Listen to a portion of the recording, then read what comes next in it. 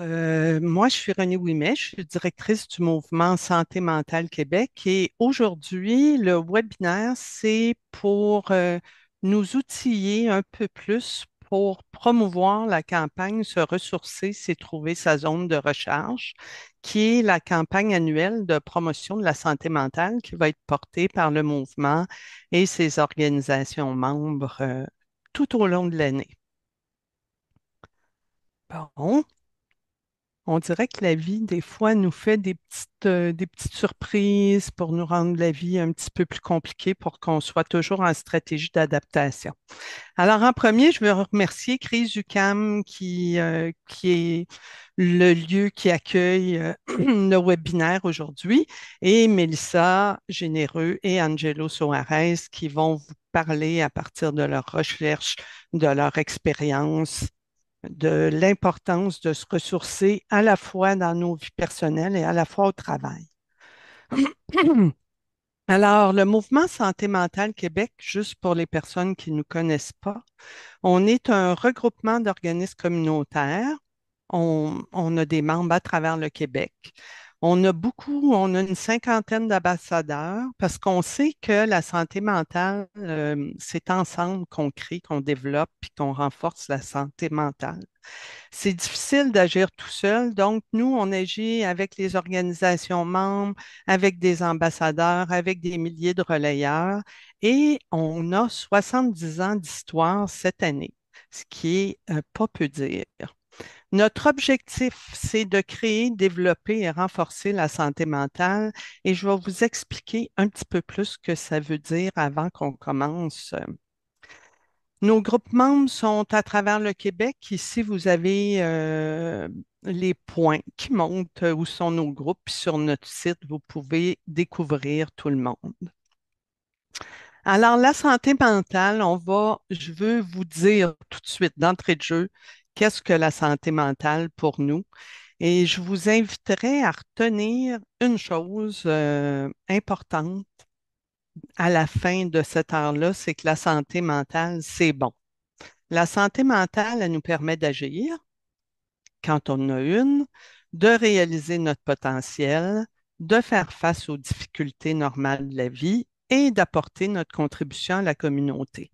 Notre santé mentale n'est pas toujours florissante, parfois elle est plus petite, parfois elle est plus grande, mais on a tous une santé mentale, quelle que soit la grosseur de notre santé mentale, et elle nous permet vraiment d'agir et d'aller de l'avant dans la vie. Pour les personnes qui nous connaissent, vous connaissez peut-être nos 7 astuces pour se ressourcer. Alors, cette année, se ressourcer, c'est la dernière astuce, la dernière des 7. Est-ce que vous vous êtes ressourcé aujourd'hui? Est-ce que vous connaissez vos zones de recharge? En bas, j'ai mis être bien dans sa tête.ca. C'est là où vous allez trouver tous les outils de la campagne qui pourront vous être utiles pour la promouvoir. Euh,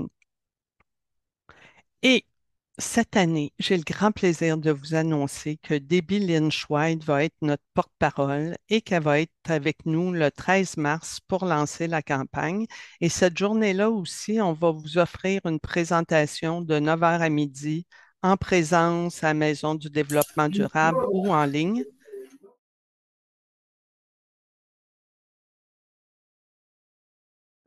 Aujourd'hui, on va faire un petit spécial.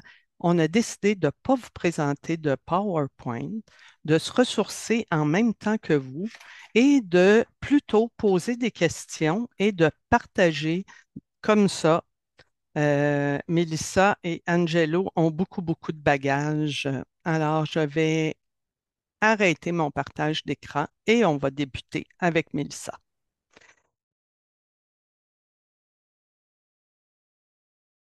Mélissa, bonjour. Allô, René. Alors, c'est une grande journée pour nous lancer la campagne Se ressourcer. Je ne sais pas si c'est aussi fort pour toi, mais moi, ce que je dis actuellement, c'est qu'on utilise notre énergie comme on utilise l'énergie de la planète et que c'est à risque pour notre santé. Toi, t'en penses quoi de cette société dans laquelle on carbure à toute vitesse? Est-ce que tu penses qu'il y a des risques pour notre santé? Ouais, l'idée, tu sais, c'est pas d'être alarmiste, mais je dirais réaliste. Et il me semble que juste avoir la dernière semaine ou les dernières semaines, ça vient encore plus appuyer l'idée comme quoi notre société, je trouve qu'elle se transforme rapidement. Tu sais, si on compare à il y a 5 ans puis aujourd'hui, puis déjà il y a un an aujourd'hui, il y a plusieurs facteurs sur tous les plans au niveau de notre rapport avec la technologie, au niveau des politiques, des enjeux géopolitiques un peu partout sur la planète, au niveau même démographique. Notre monde se transforme, vieillit, beaucoup de mouvements aussi au niveau sociologique. Notre façon de notre rapport à l'autre s'est beaucoup, beaucoup transformé et malheureusement aussi au niveau écologique. Donc, ça pose quand même une charge assez importante et malheureusement, ce qu'on tend à constater, je pense pas qu'on peut dire que c'est irréversible, mais en ce moment, il y a comme des tensions, des valeurs qui rentrent en tension, qui vont pas nécessairement dans le bon chemin de mon humble avis. Cette notion-là qu'on valorise un peu plus la croissance que la décroissance, la prospérité au dépens de la sobriété, la notion de gain rapide plutôt que de miser sur des gains plus durables, la productivité plutôt que la qualité de vie, la technologie plutôt que de miser sur le monde réel. Donc, ça fait beaucoup de tensions ici. Puis je pense pas qu'on peut dire que tout est noir ou blanc, mais on a quand même une société qui tend en majorité à célébrer un peu le succès, le bonheur, le progrès, comme si tout ça dépendait plus des tensions plus négatives, de croissance, prospérité, individualisme, productivité, aux dépens de ce qui peut réellement, à mon avis, contribuer au bien-être autant comme personne, mais aussi de nos collectivités. Puis comme tu le disais, ces différentes tensions-là, puis un peu la célébration de l'individualisme, de la croissance et de la prospérité, ben, ça vient aussi de façon indirecte jouer sur notre bien-être en contribuant à alimenter des problématiques mondiales qu'on vit tous et toutes et qui nous affectent au quotidien, que ce soit les changements climatiques, l'accroissement des inégalités sociales, mais aussi beaucoup la discrimination, la polarisation là, qu'on expérimente de plus en plus dans nos quotidiens. Donc, pour toutes ces raisons-là, oui, notre société se transforme. Je pense que faut pas se mettre la tête dans le sable, faut être conscient de ça pour être capable de mieux agir face à ces changements-là. Écoute, je vais te poser une question qui n'était pas dans notre liste de questions. Mais on Mhm, sait que la vitesse, plus il y a de l'urgence dans notre cerveau, plus qu'on est, je dirais, on a de la difficulté avec les différences, on a plus de difficulté à être créatif, notre cerveau il est dans l'urgence, donc il aime ce qu'on connaît déjà, on est plus fermé. Puis en même temps, la vitesse crée de la dopamine aussi, on est mhm, stimulé, c'est le fun, puis on veut pas arrêter non plus puis être à off, là, c'est pas l'objectif. On a tous des rythmes qui sont différents, mais qu'est-ce qui pourrait nous aider à avoir un rythme qui serait sain à la fois pour nous et pour les liens avec les autres? mhm. Ben, c'est toute une question.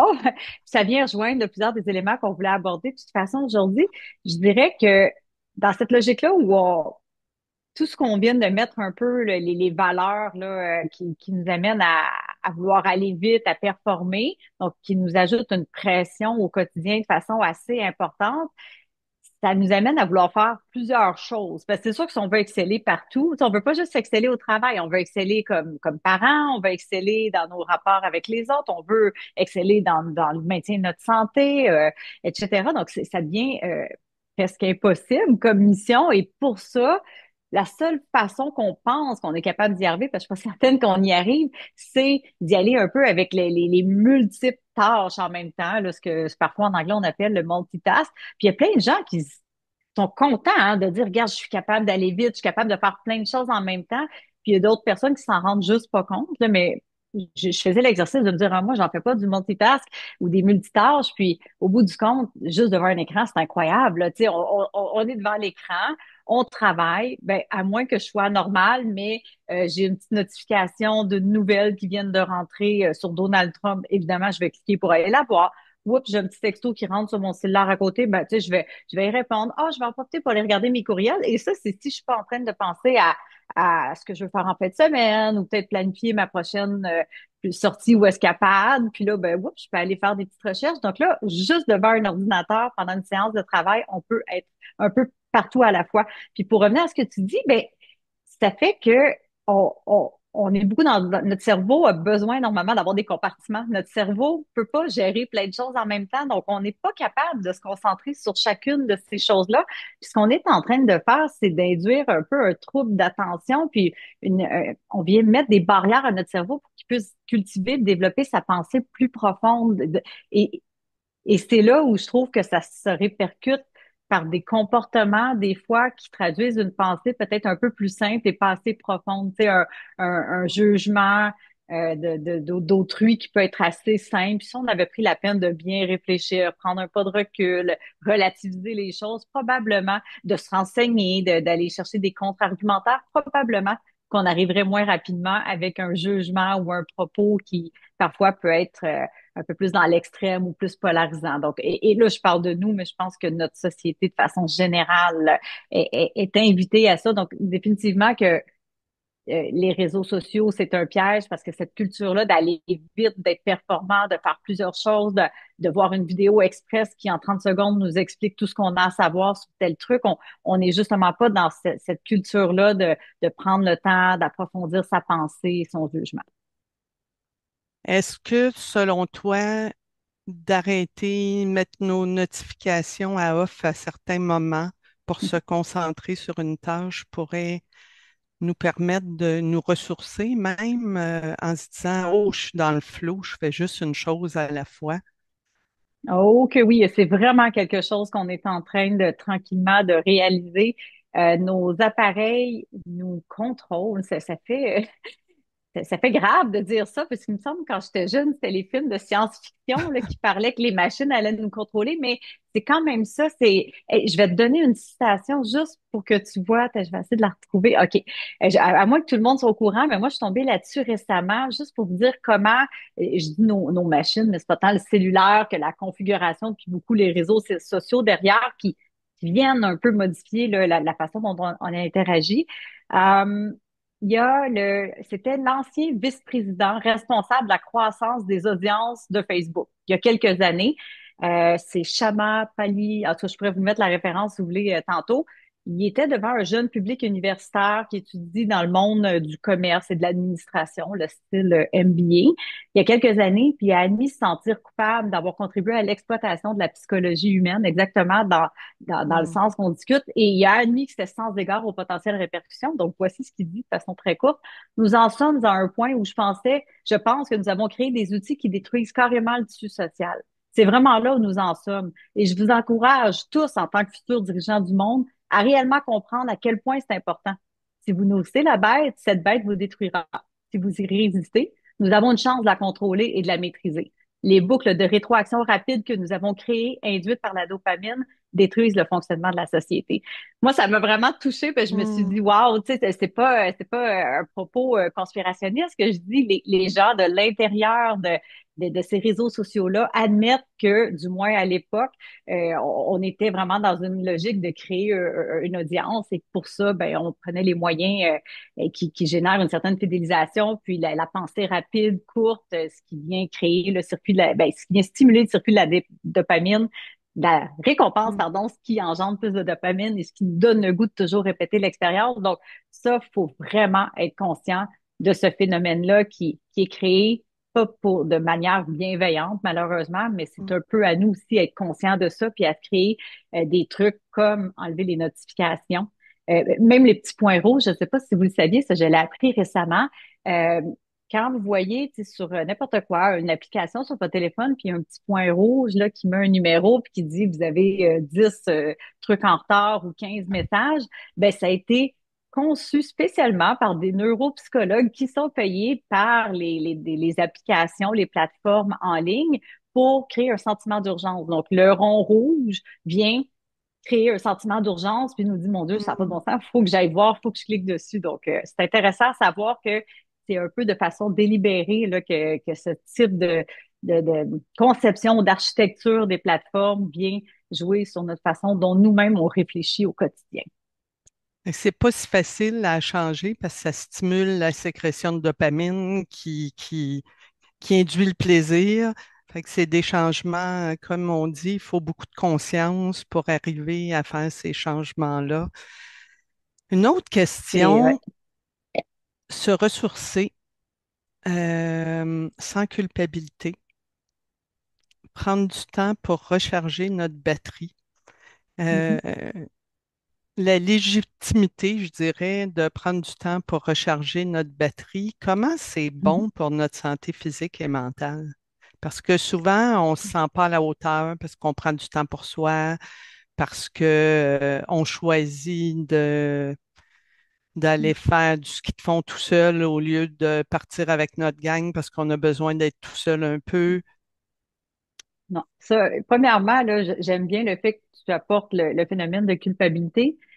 Trop souvent, je trouve que ce qu'on observe, c'est des gens qui en viennent un peu au bout du rouleau et qui, là, par un peu par défaut, en viennent à se dire, je suis obligé de ralentir, je suis obligé de faire le constat que ma vie, ça n'a pas d'allure. Souvent, ces personnes-là vont quand même aller chercher une prise de conscience assez profonde qui fait que en tout cas, du moins de ce qu'on observe, il y a quelque chose de marquant qui fait qu'après ça, on a peut-être un peu plus de facilité à l'intégrer par la suite dans nos vies ou à pas retomber exactement dans les mêmes pièges. Mais je trouve ça dommage qu'on soit, qu'on s'oblige à attendre un moment où ça va mal pour dire qu'on prend soin de soi. C'est un peu comme de dire, Hmm, je vais avoir une posture tout croche, puis je vais attendre d'avoir vraiment très mal au dos, puis d'être invalide pour dire que je vais corriger de façon hmm, ergonomique là, mon espace de travail. Ça fait pas de sens où je vais me mettre à faire de l'activité physique seulement quand j'aurai une maladie cardiaque pour éviter que ça dégénère. Mais non, c'est quelque chose qu'on cultive au quotidien. Donc, pour moi, là, se ressourcer, prendre soin de soi, se donner le droit de le faire, c'est dans une société où, comme on vient de le mentionner, tout va vite partout, où est-ce que tout nous amène à faire le contraire. C'est facile, plus facile à dire qu'à faire, je dirais, et je m'en confesse, moi, la première, là, donc je ne suis pas en train de culpabiliser personne parce que je trouve que c'est facile de tomber dans ce piège-là.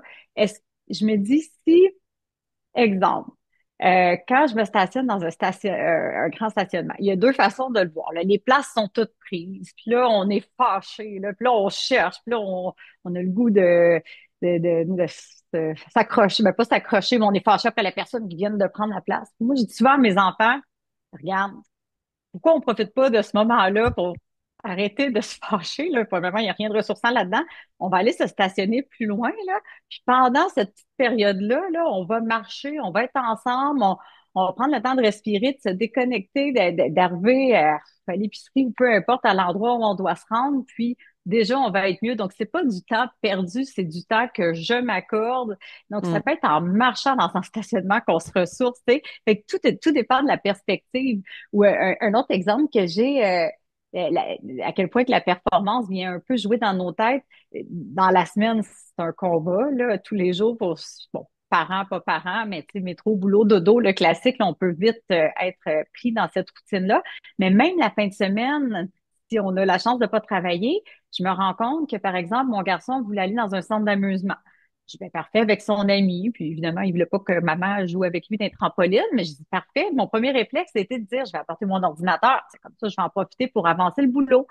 Je me dis, non, mais ça apporte un livre.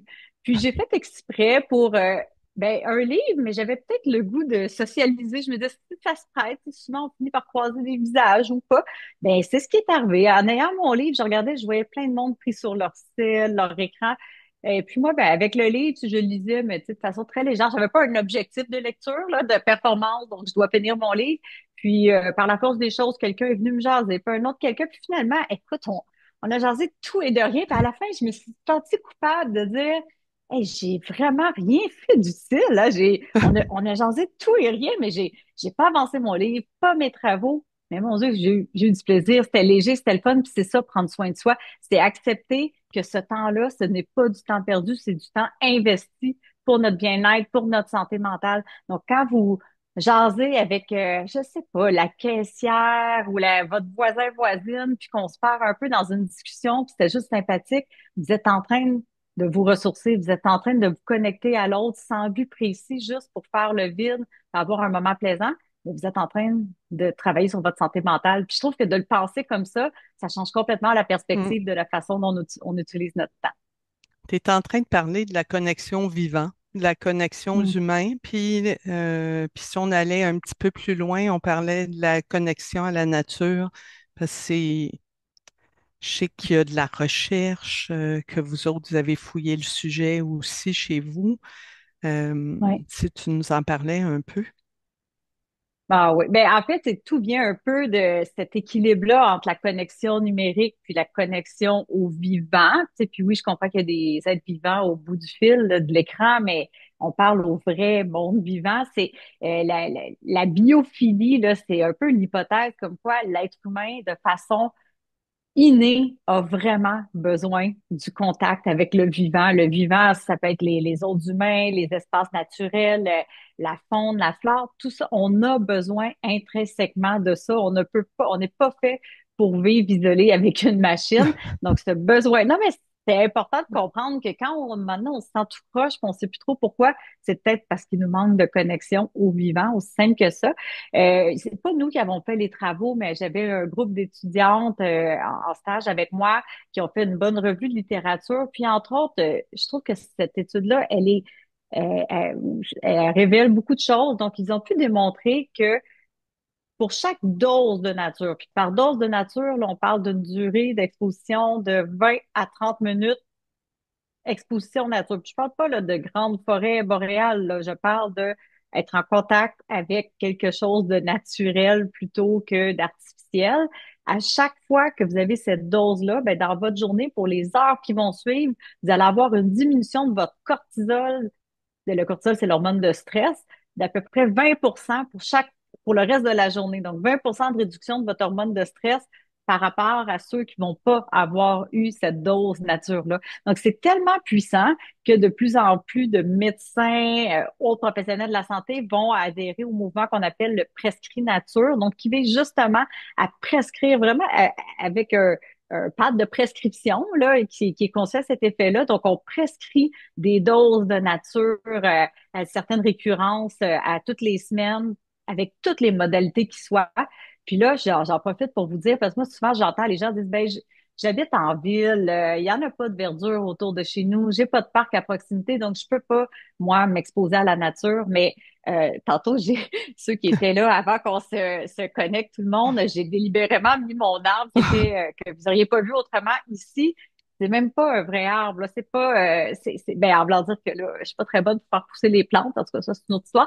Mais, dans le fond, le fait d'avoir ce type d'exposition-là indirecte, la présence de plantes dans votre environnement, la présence de lumière naturelle, le fait d'avoir même une œuvre d'art qui évoque quelque chose en lien avec la nature, à la limite un fond d'écran qui évoque la nature, déjà, c'est un pas vers une plus grande dose de nature au quotidien. C'est sûr que là, dès qu'on peut un peu plus s'immerser, donc jouer dans les plantes, leur apporter des soins, le jardinage, nourrir les oiseaux, écouter leur bruit au passage, s'immerser, là, ça peut vouloir dire faire un pique-nique dehors, une rencontre même pour les professionnels de la santé scolaire ou tout autre, être capable même de dire on va profiter de la température plus clémente pour faire notre rencontre en marchant ou notre rencontre lors sur une table à pique-nique dehors. Pourquoi pas?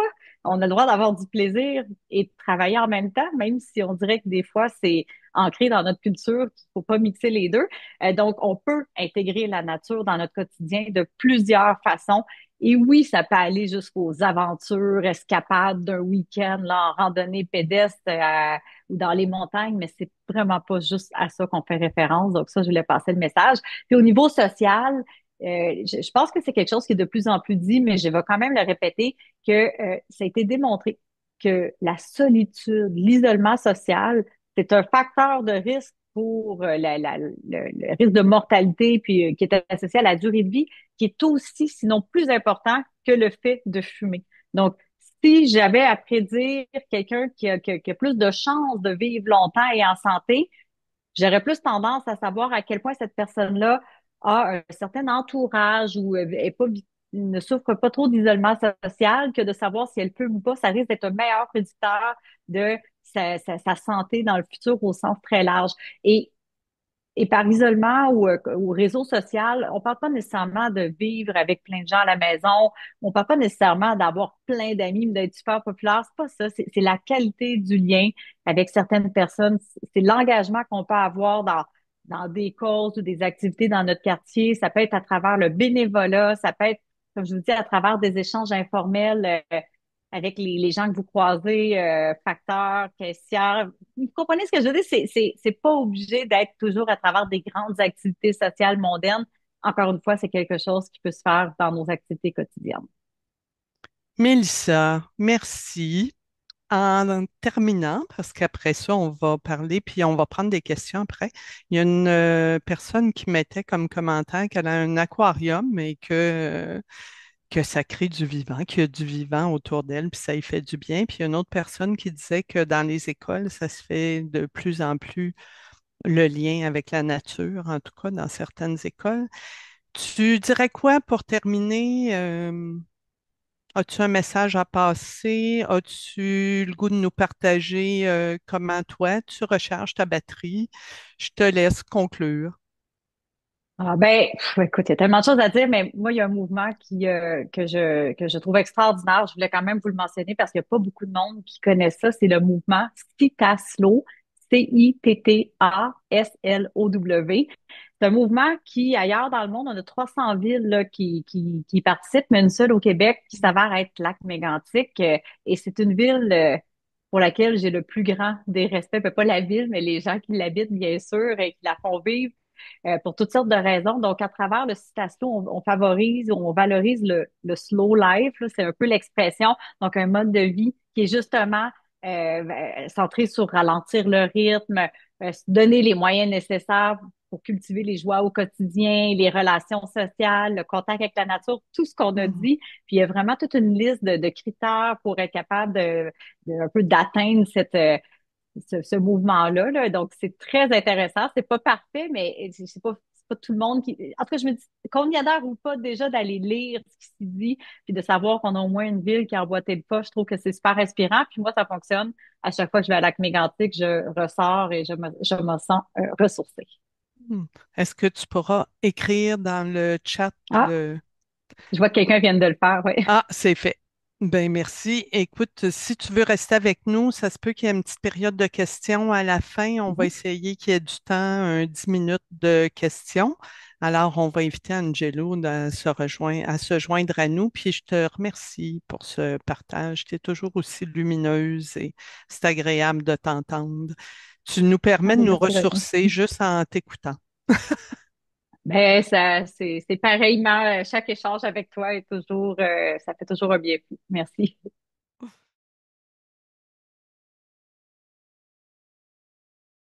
Angelo, bonjour. Bonjour. Alors Bonjour. toi, tu nous amènes dans un autre secteur, le secteur du travail, Oui, l'importance d'avoir des temps de ressourcement au travail, des pauses. Alors je te laisse aller, puis peut-être je te poserai des questions en cours de route. c'est très bien.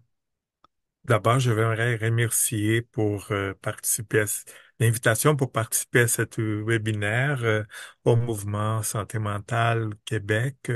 À toi, c'est toujours un plaisir de pouvoir collaborer avec vous. Et Donc, Angelo, j'ai oublié de dire que tu es membre du CRIS-UQAM, toi aussi, oui, qui est le centre de recherche en intervention sur le suicide qui nous accueille pour le webinaire aujourd'hui. oui, Alors, j'imagine seulement. que tu as... Oui, ben merci. Ça va peut-être teinter ta présentation aussi. Oui, oui, oui, toujours. J'ai, euh, J'aimerais commencer pour rappeler un passage de Freud. Il y a dans une de ses conférences quelqu'un qui a posé la question à Freud, c'est quoi une vie en santé? Et les gens attendaient à une très, très longue conférence et Freud a répondu de manière très brève. Il a dit, une vie en santé, c'est aimer et travailler. Hmm, Or, ces deux sources les plus importantes dans la construction de notre identité. Et c'est aussi l'identité, l'armature de notre santé mentale. Euh, les problèmes, c'est que depuis les 50 dernières années, tous les bouleversements et transformations dans le monde du travail, l'équilibre entre aimer et travailler, c'est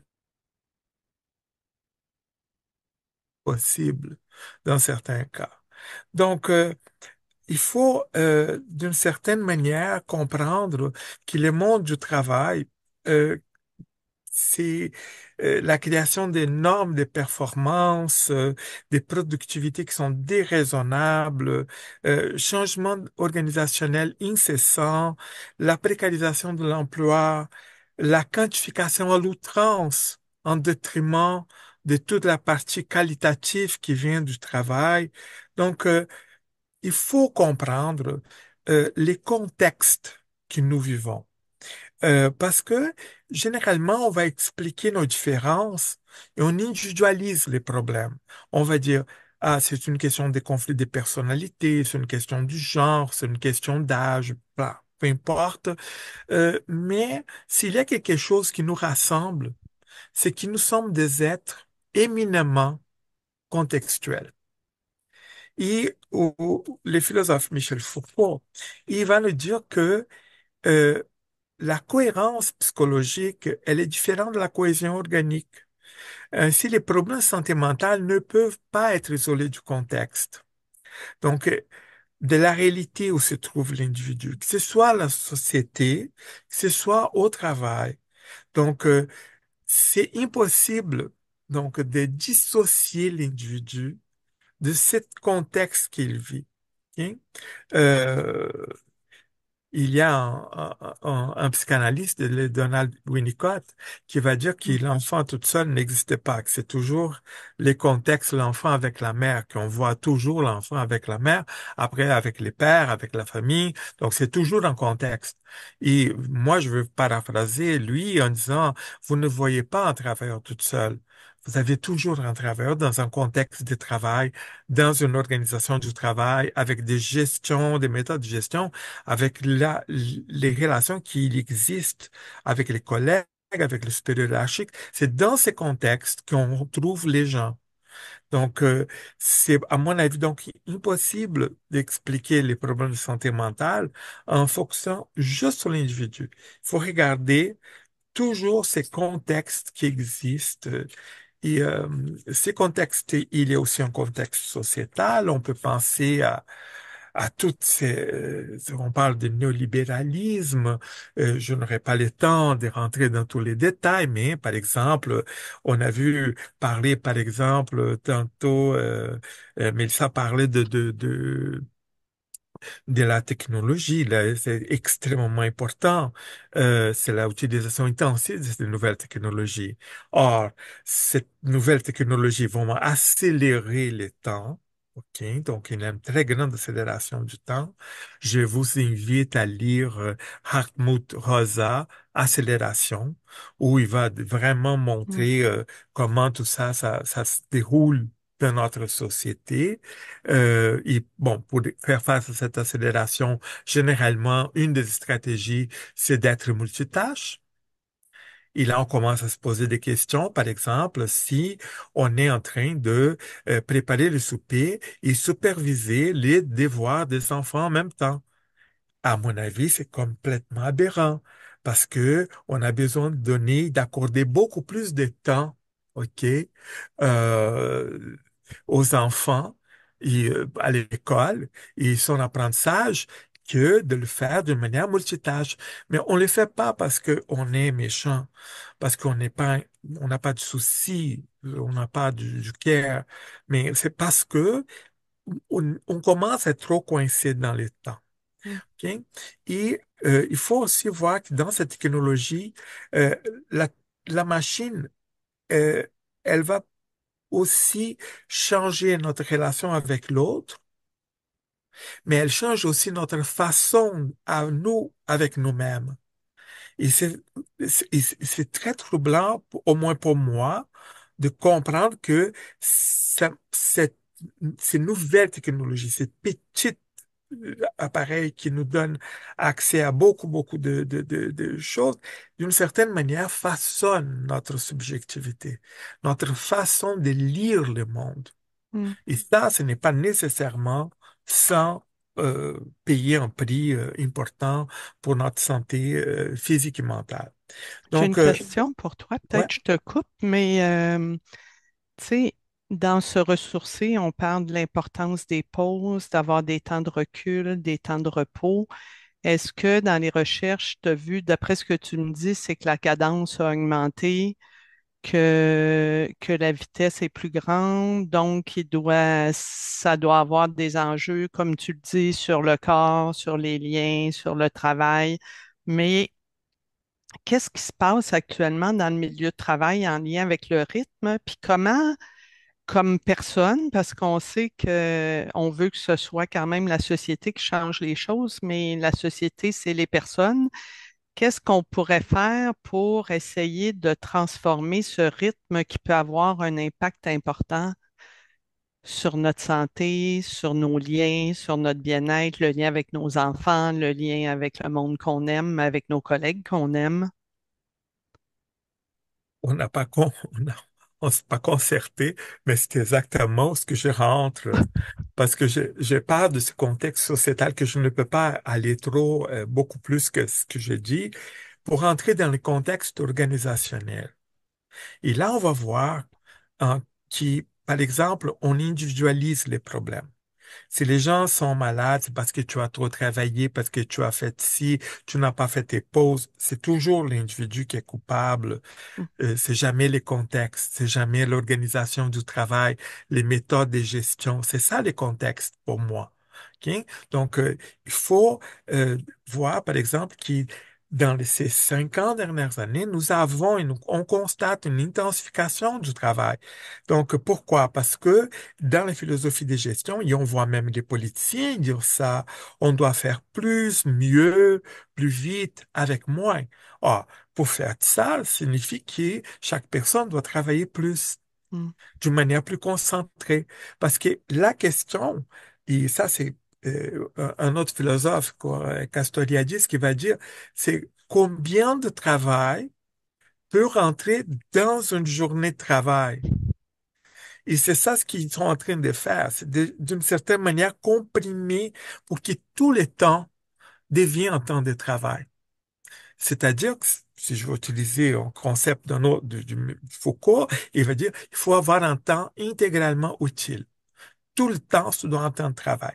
Conclusion. Pour être capable de vivre dans ces contextes avec ces demandes qui sont complètement déraisonnables, il faut d'une certaine manière arrêter, par exemple, faire des pauses. Parce que si je veux partir d'ici à 5 heures, parce que j'ai mes enfants, amour, travail, donc j'ai des choses que je dois faire aussi en dehors du travail. Je ne peux pas faire des pauses parce que sinon, je n'arriverai pas à finir à 5 heures. Donc, je dois manger une petite sandwich vite, vite. Je ne fais pas de pause pour manger. Je ne rencontre pas les gens parce que je peux pas. Tout ça, on commence à croire que c'est un gaspillage de temps quand en réalité, c'est des moments pour se ressourcer. C'est extrêmement important. Donc, on va avoir comme conséquence ce qu'on appelle des pathologies de surcharge. Parce qu'on va avoir des épuisements, on va avoir de grands niveaux de détresse, on va avoir des pensées de suicide, on va en avoir au Japon, on parle de karoshi, donc c'est la mort subite par surtravail. Donc, on transpose des méthodes de gestion d'une société sans parler de séquelles qui existent dans cette société par rapport à la charge de travail.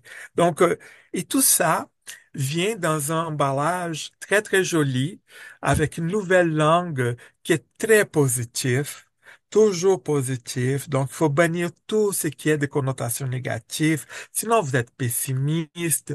Il faut penser au bien-être, pas parler des problèmes de santé mentale.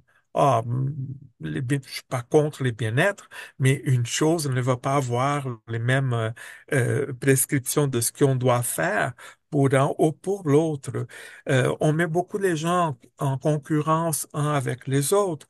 Donc, la cohésion dans les groupes, c'est frite. Ce n'est pas bon non plus pour notre santé mentale. Donc, la question, c'est toujours de voir, bon, euh, comment on peut régler ces questions. C'est toujours la question, et on pense que le chercheur va venir avec une baguette magique et va vous dire quoi faire. Et moi, je suis contre parce que ça, c'est un modèle très, très, très expert que je ne crois pas du tout, on va voir que il faut s'attaquer à la source du problème. Il faut changer l'organisation du travail, les méthodes de gestion. Or, qui connaît mieux que personne d'autre son travail? C'est les travailleurs, la travailleuse. Donc, il faut être à l'écoute. Il faut poser des questions. Il faut voir comment les gens proposent, comment je dois faire mon travail d'une manière raisonnable, pas déraisonnable, que je puisse avoir cet équilibre entre l'amour et le travail. Donc, il faut reconnaître et s'attaquer à la source de cette surcharge de travail qui vient de ces types de philosophies de gestion qui n'ont pas de sens, ça fait déjà plus de 50 ans qu'il y a des critiques qu'on démontre que ça ne fonctionne pas. Et quand les gens utilisent des méthodes alternatives, ils font beaucoup de profits, beaucoup de conséquences qui sont plus positives pour les gens. Donc, est-ce qu'on ne pourrait pas penser la gestion autrement? Est-ce qu'on ne pourrait pas penser comment travailler autrement que de cette manière qui nous est imposée? Pour ça, donc, il faut avoir euh, une question que je pense que c'est très, très importante parce que dans un certain aveuglement que tout ça, ces contextes que ça, sociétal et organisationnel, il nous cause, euh, on cherche en vain des solutions individuelles pour nos problèmes. Et ces problèmes-là ont été organisationnellement et socialement construits. Donc, c'est un problème collectif. Et c'est juste collectivement qu'on serait capable de régler ces problèmes-là. Ce n'est pas individuellement. Les stratégies individuelles, elles peuvent m'aider de manière très, très ponctuelle, mais elles ne régleraient pas la source du problème. Et on doit aller à la source du problème et non juste prendre un Tylenol pour essayer de régler les symptômes de ce qu'on est, de ces malaises, de ces mal-être qu'on vit à cause de ce contexte-là qui sont présents. Pour retourner un peu à ce que Winnicott dit, il dit que les contextes doivent être un contexte, un environnement facilitateur qui nous permet de se développer, d'être en santé, d'être créatif. Or, si les contextes que je suis en train de vivre ramènent à l'opposé de ça, c'est-à-dire que il faut ensemble essayer de changer ces contextes-là et ne pas se sentir coupable et penser que quand je prends une pause, je prends une pause pour me ressourcer, pour être capable de continuer à travailler, d'être productif. Euh, Au bout de ligne, c'est travailler sans cesse tout le temps. Je comprends que c'est les stratégies individuelles qu'on est en train de faire pour être capable de régler notre problème de conciliation, amour et travailler. C'est absolument pas la bonne stratégie parce que ça va nous rendre malades au bout de compte. Donc, il faut repenser cette organisation du travail, cette manière de gérer les gens pour qu'on puisse avoir des choix humains. Parce que c'est ça qui fait toute la différence dans une gestion euh, entre ce qui est une vie humaine ou une vie inhumaine. Et je pense que c'est là qu'il fallait ensemble essayer de changer cette réalité-là, ce contexte. Fait qu'Angelo, tu me ramènes au titre d'une conférence que j'ai donnée l'année passée ou il y a 2 ans qui était Changer de rythme, c'est révolutionnaire. C'est ce que tu es en train de dire. Et nous avons besoin de cette On a révolution. besoin d'une révolution. Puis j'aimerais ça en terminant, Angelo, parce que c'est toi qui m'as fait réaliser Moi, je me disais, au Québec, on a quand même des droits à des pauses au travail, des droits à des vacances, des droits. Puis toi, tu m'avais fait réaliser que au Québec, puis ça, je me disais, tu me faisais penser à toutes les personnes qui s'occupent de services, qui sont dans des chaînes d'alimentation et que dans notre loi, c'est 5 heures de travail sans pause Oui. C'est un qui droit, ouais. Et C'est un ça, droit, ça oui, fait oui. partie de la révolution à faire parce que c'est exigeant. terriblement exigeant pour une personne de travailler sans pause pendant 5 heures et de devoir même demander des autorisations pour aller aux toilettes. Il y a, c'est incroyable, hein, parce que parfois les gens pensent que euh, on ne voit pas cette réalité parce que ce n'est pas la nôtre, mais on peut pas juger la réalité par rapport à notre monde. Bon, il y a beaucoup de gens qui n'ont pas droit qui doivent demander pour aller aux toilettes. Je ne suis pas en train de parler d'une société du tiers-monde, je parle du Québec.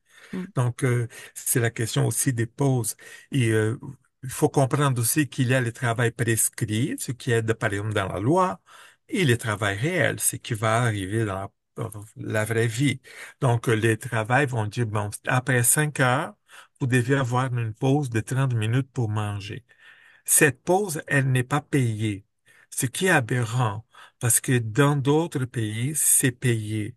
Donc, il faut d'une certaine manière, avoir une vision plus globale des mm, différentes manières de traiter les pauses pour voir que on est très loin de bien traiter les pauses pour les gens. Et quand je dis du prescrit, du réel, c'est que beaucoup d'employeurs, au lieu de céduler 5 heures ou 6 heures de travail, ils vont céduler 4h30, 4h45. Et comme mm, ça, ils vont pas donner des pauses. mm, Et ça fait partie dans la précarisation du travail de jouer avec les nombres d'heures travaillées à temps partiel. Donc, on peut donner des 4 heures aujourd'hui, 4 heures demain. Et comme ça, on va pas payer des pauses, on va pas arrêter le travail. Et, à mon avis, ça, c'est inhumain. Et c'est la manière dont les gens pensent. C'est aussi intéressant de voir les grands débats qui existent aujourd'hui par rapport au nombre d'heures travaillées par semaine. mhm, Donc, il y a par exemple 30 heures dans 6 jours. Donc, on travaillerait 5 heures par jour pardon, 30 heures dans 5 jours, 6 heures par jour, de lundi à vendredi. Et il y a aussi de plus en plus aussi un autre débat de travailler du lundi au jeudi, donc mm, 4 jours, d'une manière plus intensive. Euh, je pense que ça, c'est des questions qu'on doit se poser, OK? Parce que c'est une manière du temps du travail qui est différent, mais qui peut-être peut poser des problèmes parce que, bon, oui, je peux travailler 8 heures et je veux avoir 3 jours de repos, mais là, les pauses sont encore davantage plus importantes de mhm. ne pas 8 heures sans arrêt, Sans là, arrêt. c'est vraiment de tomber malade. Mm, Donc, euh, c'est bien, mais il faut pas non plus voir ça d'une manière acritique, sans aucune vision de ça peut être intéressant, mais dans certaines conditions. Et ces conditions doivent être des conditions réelles et non des conditions prescrites, parce que parfois sur les papiers c'est beau, ouais, mais dans la réalité, les gens c'est autre changent cet chose. environnement, ouais. Fait qu'Angelo, on va prendre des questions. Mélissa va revenir avec nous. Luc, il va faire un partage pour qu'on puisse voir tout le monde. Je conclurai, Angelo, par c'est important de voir qu'on est influencé par ce qui nous entoure et que nos problèmes ne sont pas qu'individuels, c'est-à-dire des fois ils sont causés par notre environnement et que changer de rythme, c'est révolutionnaire. Fait qu'il faut qu'on travaille ensemble à trouver une manière de faire différente. Est-ce que Luc, tu peux nous mettre en, je ne sais pas si on est en mode, on peut voir tout le monde. Je vais regarder si, est-ce qu'il y a des personnes qui ont des questions? Vous pourriez lever la main. Puis si je ne vous vois pas, vous ouvrez votre micro pour poser vos questions. dans nos outils que vous allez trouver en ligne sur être-bien-dans-sa-tête.ca, vous allez trouver des pistes d'action, des pistes de solutions, des pistes, c'est ça, pour agir, pour stimuler notre pouvoir d'agir, le soutenir. Fait que vous allez trouver ça sur être-bien-dans-sa-tête.ca. Euh, Mélissa, après avoir écouté Angelo, est-ce que tu as un petit complément? Ben non, ben en fait, je trouvais que c'était très complémentaire. Là. Je suis contente de ne pas m'être aventurée sur le terrain de tout ce qu'on fait au travail parce que Angelo l'a merveilleusement bien abordé et a définitivement une expertise qui est intéressante à être mise à profit. Des réflexions aussi, je trouve. J'ai l'impression, quand je regarde un petit peu les discussions parallèles, c'est que les gens se demandent juste comment, dans la vraie vie, comment, et moi aussi, je me pose la question, comment réussir dans certains métiers où on a un enchaînement, là, il y avait une question d'enchaînement de plusieurs tâches à faire. Tu sais, on comprend le principe, mais des fois, c'est difficile de passer à l'application quand les demandes, les exigences de l'employeur ou de toutes les tâches qu'on a à faire sont si grandes que finalement, c'est peut-être plus si relaxant que ça de prendre une pause parce on sent qu'on va payer le prix après. Donc, je dis pas que j'ai la réponse, là, mais moi, c'est certainement un questionnement que j'avais à écouter, Angelo. OK, on va prendre la question de Dominique Genet, puis après ça, on va aller voir Angelo. Bonjour, c'était vraiment, vraiment très intéressant.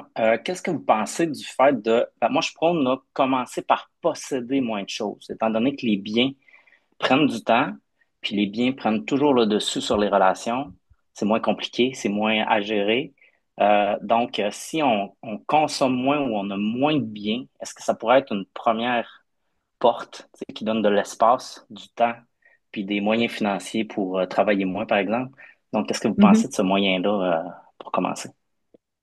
Euh, je ne sais pas si la question est adressée à moi, mais en tout cas, ou à Peu tout le importe. monde, là, ouais. Oui. OK.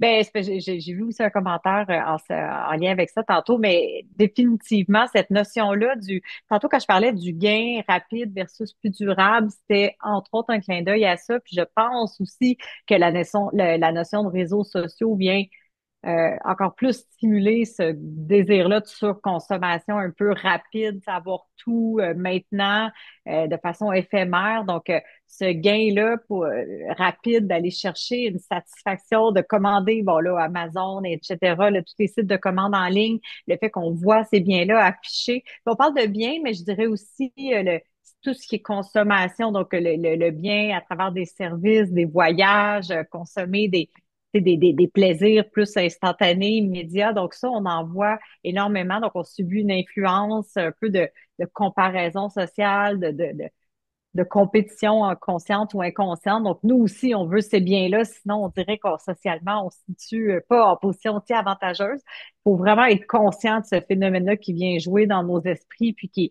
on le comprend, je pense qu'on a déjà un pied dans la bonne direction pour essayer un peu de s'en défaire, parce qu'au bout du compte, encore une fois, c'est les architectures, c'est les systèmes qui nous amènent à tomber dans ce piège-là. Alors qu'auparavant, on avait une influence plus à travers les médias, les écrits ou télévisuels ou radio, mais c'était quand même plus limité et déjà là, il y avait un piège. Puis oui, c'est sûr que le gain rapide, ce matériel-là fait en sorte qu'on tombe dans un cercle vicieux. Tu sais, pour pouvoir se payer ces biens-là, ben on a besoin de travailler plus, puis de couper dans d'autres sphères. Puis après ça, bon, on veut afficher ces biens-là, donc on tombe dans le cycle de comparaison. Donc, effectivement, d'être capable de se départir de cette surconsommation-là pour la planète, pour réduire un peu notre faux sentiment de satisfaction là, qu'on a performé, qu'on a acquis, qui est un peu un symbole de notre performance, puis pour être capable de se détacher du salaire, de l'argent, du temps de travail. Tu sais, je pense que moi, personnellement, c'est définitivement un défi que je me suis donné depuis quelques années et qui fonctionne pas toujours très bien, mais on vit vraiment clairement de façon plus équilibrée. On se donne plus de moyens de vivre équilibré quand on se détache du bien matériel. Angelo, je vais te laisser répondre.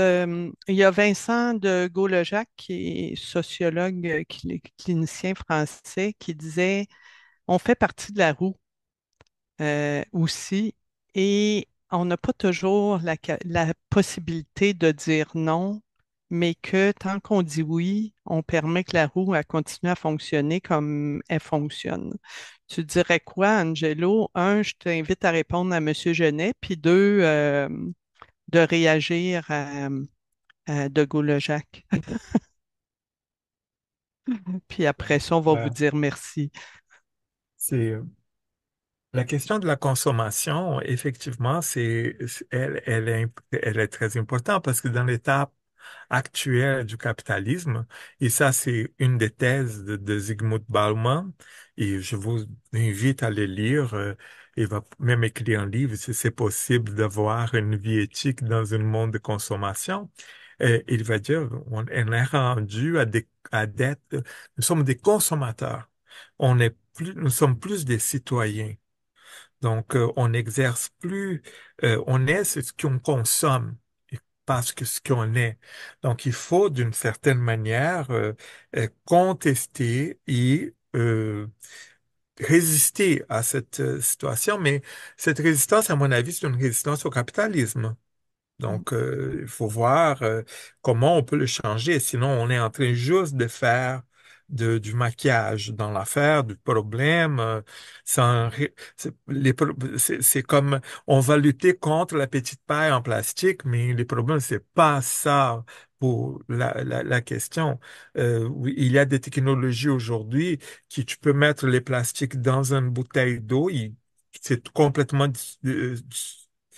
il disparaît là, il est complètement hydrosoluble, ce qui ça coûte cher. Donc les entreprises ne veulent absolument pas utiliser cette technologie-là. Et je parle par exemple au supermarché avec les sacs. Donc, ils vont dire, oh, il faut pas, il faut apporter son sac. Mais le problème est que les sacs que les gens apportent, c'était déjà plus, encore faisait plus de pollution. Mais d'une certaine manière, les supermarchés se sont lavés les mains dans des items qui étaient les plus chers pour les magasins, que c'est les sacs en plastique, où il y avait beaucoup de conflits avec les consommateurs. Donc, il faut aller à la source du problème et pas juste faire un maquillage. Pour Vincent de Coljac, moi, je suis d'accord avec lui.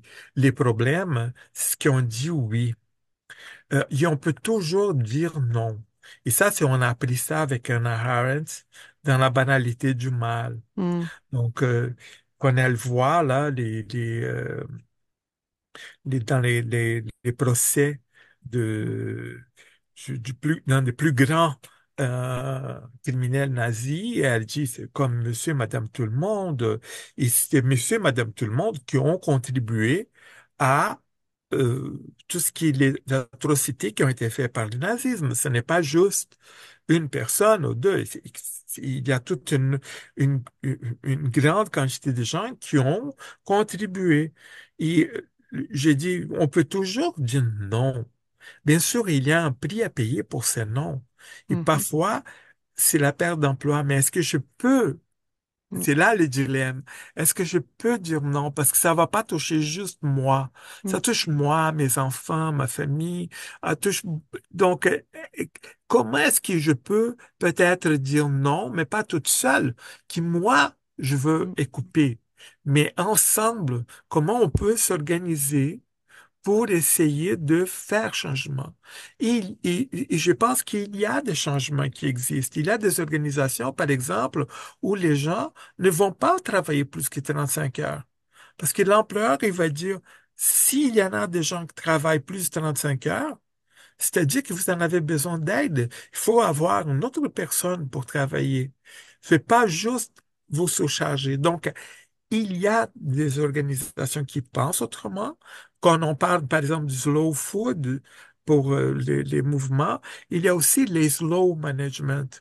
Donc, il y a déjà, sans prescrire que vous devez utiliser tel, mais il y a d'autres philosophies de gestion possibles. Il y a des organisations qui l'utilisent déjà. Donc, est-ce que serait peut-être s'inspirer de ces philosophies de gestion pour essayer de penser mon organisation, comment est-ce que je peux changer cette façon de fonctionner dans mon univers, dans mon contexte.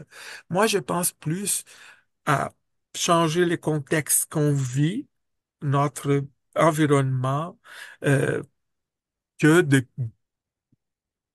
des grands changements, des révolutions plus structurelles. Je ne pense que je verrai pas ça de mon vivant, mais je pense que plutôt des stratégies de résistance ponctuelles dans notre organisation, dans notre contexte, pour faire un changement vers un contexte qui est plus vivable. Euh, il faut toujours, à mon avis, aller dans ce sens-là. Euh, généralement, on parle de qualité de vie, mais il faut se poser toujours la question de quelle vie on est en Mm, train de parler. mm, Parce que c'est juste la vie biologique, là, de pipi, caca, dormir, et c'est tout, là. Parce que je n'aurais pas la possibilité de exprimer ma créativité, de me développer, d'avoir des amis, de faire des rencontres, d'avoir des loisirs. C'est là une vie active, une vie en santé. C'est pas juste la mère vie, une vie qui s'est réduite au ce qui est biologique. Écoutez, je suis sûre qu'on poursuivrait pendant des heures, que c'est un sujet qui nous touche beaucoup. Je vous remercie énormément. On va vous envoyer le lien vers être-bien-dans-sa-tête.ca. Vous allez retrouver les outils qu'on a produits sur la campagne Se ressourcer, c'est trouver sa zone de recharge. Il y a entre autres une vidéo qui est Ralentir pour consommer autrement, qui allait avec ce que monsieur a partagé tantôt. Il y a l'Association de santé publique du Québec qui a un projet Ralentir que vous pouvez aller consulter sur leur site, qui est un projet qui est intéressant aussi. Alors, j'espère, je vous invite à être des nôtres le 13 mars. Vous pouvez aller sur notre site et vous inscrire au lancement de la campagne où on va vous présenter tous nos outils et tout ce qui est derrière, les lectures qu'on a faites, les réflexions, on va vous partager tout ça de 9 heures à midi en présence ou en ligne. Alors, Mélissa et Angelo et toutes les personnes qui étaient présentes, je vous remercie beaucoup, beaucoup. On va vous envoyer des liens. On va juste attendre de mettre la présentation en ligne, puis on va envoyer à tout le monde des liens qui sont dans le chat, des liens pour des lectures, des liens avec notre campagne, avec les outils qu'on a créés, puis l'invitation pour le 13 mars. Alors, je vous souhaite une belle journée et je suis désolée qu'on ait fait ça à l'heure du midi. On était en déchirement intérieur. À la fois, c'est le moment où vous êtes le plus présent, puis à la fois, j'espère que vous avez pris ça comme un moment pour vous recharger, puis que ça vous a quand même nourri. Alors, belle journée tout le monde et merci d'avoir été avec nous. Merci Merci à vous, René pour Mimi, l'organisation. pour Bye. organiser ça et nous permettre de continuer à lutter, hein, de présenter toutes ces ressources, tout ça, à mon avis, elle a un effet de euh, rassembler les gens et de partager toute cette information. Merci beaucoup. Merci. Bonne journée. Bonne fin de semaine. Bye.